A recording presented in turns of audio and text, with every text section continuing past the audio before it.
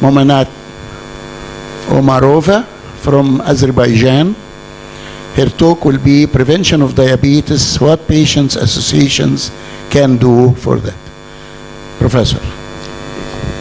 Thank you very much.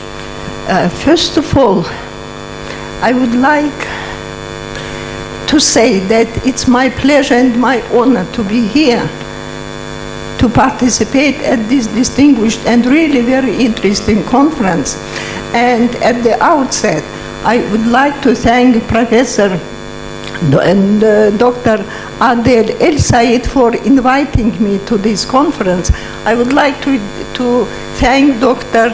Khaled Hadidi for organizing, for a very well organization of this conference, and all those people who made my participation here possible. I have to tell you, and you will understand it, why I'm so much excited. Just pay attention at my name. It's not Mominaat, it's Mominaat. It is the name, it's the Arabic origin. Omar is my last name. Ova was added by when Azerbaijan became the part of the Soviet Union. And with this Arabic name, living with all those Arabic names around me, it's the first time I'm here in Egypt, and you can understand why I'm so much excited. So it is my real pleasure to be here, and I thank all those for the organization and inviting me. Thank you.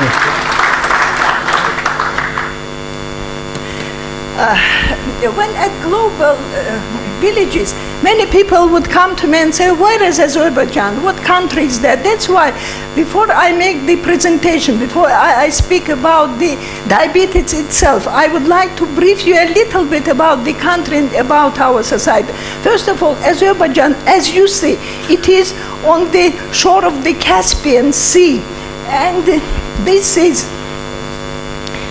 this is the capital, Baku. It is Absheron Peninsula, which borders with Russia, Georgia, Armenia, then a bit of Turkey and Iran.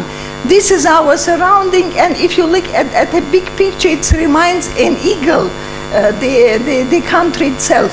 And speaking about the territory and the population, the territory is not as large, and the population, probably it's less than the population of half of Cairo, if we make such a comparison.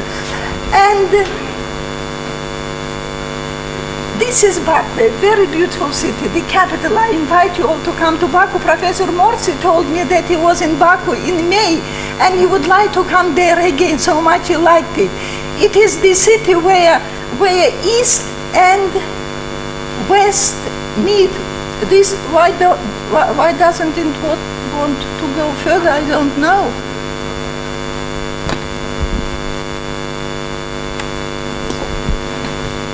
Something is wrong with me, or now it's so. It doesn't. Oh, it works. So I showed these two slides to see that it has. That really to show how East and West meet in Baku. So, and now just very short about our country. In 1918, Azerbaijan became the first, and I'm proud of that, to say that it was the first Muslim democratic country. It is the first Muslim democratic country to have operas, theaters, to have modern universities. And I have to say that before that period, in our country, it is Arabic alphabet that was used. And then in 1920, it became the Bolsheviks came, and Azerbaijan became the part of the Soviet Union till 1991, when the Soviet Union collapsed and Azerbaijan again gained its independence. And during all that time, our alphabet from Arabic, it turned into Latin. Then during the period of the Soviet Union, it was Cyrillic, And then when Azerbaijan again got its independence, the alphabet again changed into Latin. So and you can imagine the influence, the change of alphabet, influence on education, on the printing and all this. Then in 1995, the Azerbaijan Diabetes Society was established. First of all, before that, I have to tell you that I'm the only person here among you who is not a medical doctor, who does not have diabetes, and you can ask a question, what are you doing then here?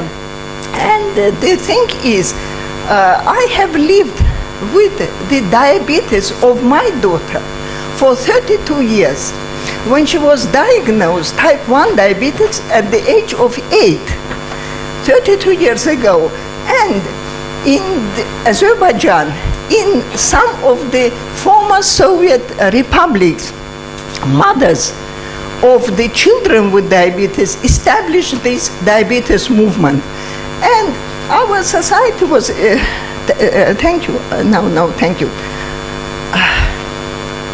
The mission of, but before that, I have to say that you have to imagine the situation of the country when the Soviet Union collapsed. Medical system in the Soviet Union was whatever was bad, but this was good. It was organized at least.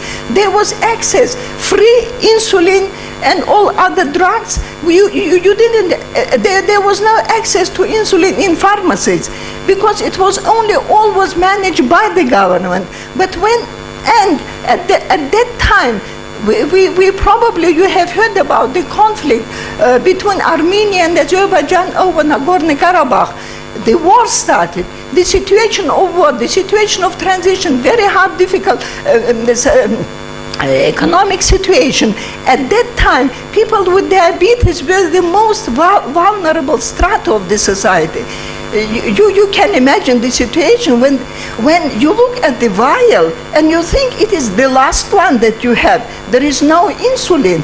So we have passed through such difficult times, and that is why when this society was, we established the society, which was not very easy to do, because after the Soviet Union, non-governmental society was considered as anti-governmental. We have to pass all this registration in the Ministry of Justice to prove that we need to help, we need to support people with diabetes.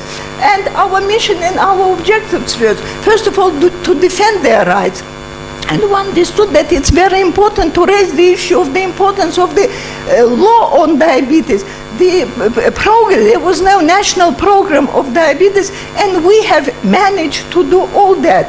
We started the public awareness about diabetes, advocacy on the importance of the improvement, the diabetes care treatment. So this is not the whole of the list of things that we put in front of us as our goals and objectives that we use for that. In 2000, we became the member of International Diabetes Federation, and our work with IDF also helped us to speak on behalf of IDF and to prove our ministries, our officials, in implementing the things that we thought were very necessary for us. And now, speaking about the presentation itself, I would like to say why prevention of diabetes, although we have many more problems, prevention of diabetes became one of our priorities.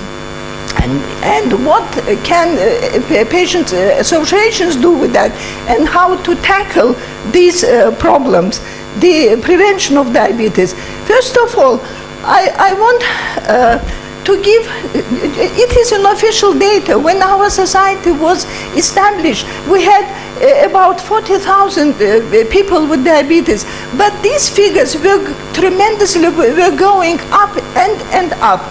Once I paid attention to the report, National Human Development Report, which said that the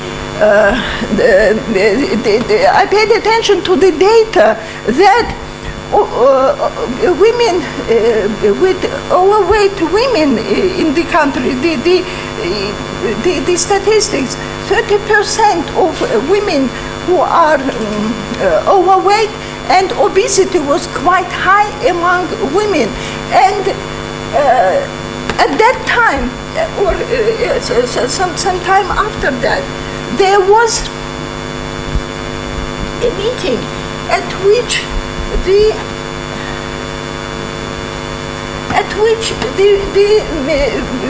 representative of the Ministry of Labor and Social Protection, he said, all resources that are allocated on the disability, they go to diabetes. And he said, he addressed the audience, he said, it is source situation, please do something to prevent diabetes. And one understood how much this, the increase of the diabetes, and it was the result of the complications, was influencing the economy of the country and was influencing the life being of the people, and their families. We started a very interesting project. It is with the Ministry of, we proved the Ministry of Education that it was necessary. Yes. To help, to identify the situation, and some young doctors, endocrinologists approached our society, came to our society and asked us to together with them to implement the project on examining the school children in order to find out their endocrine disorders, including risk of diabetes. So all this. We did it first in 5 schools, and the result was shocking. More than 35% of children in schools, they were overweight, and quite a high number of the pupils at risk. And that is why one understood how, yes.